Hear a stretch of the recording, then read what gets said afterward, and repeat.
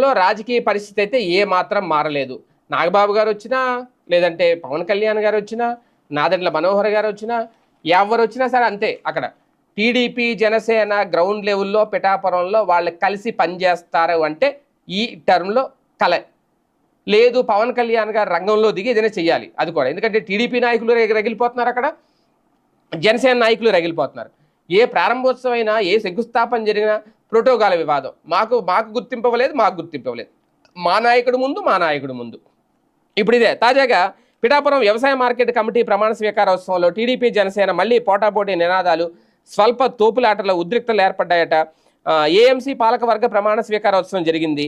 ఈ కార్యక్రమానికి TDP Janasena party నాయకులు కార్యకర్తలుగా భారీగా చేరుకున్నారు. అక్కడ పోటాపోటీగా నినాదాలు చేసుకున్నారు. పిఠాపురం మాజీ ఎమ్మెల్యే ఎస్విఎస్ఎన్ వర్మ ముందుగానే స్టేజ్ పైకి చేరుకోగా నాదెండ్ల మనోహర్ ఇతర జనసేన నేతలు చేరుకుంటున్న సమయంలో ఈ నినాదాలు మరింత హోరెత్తాయి.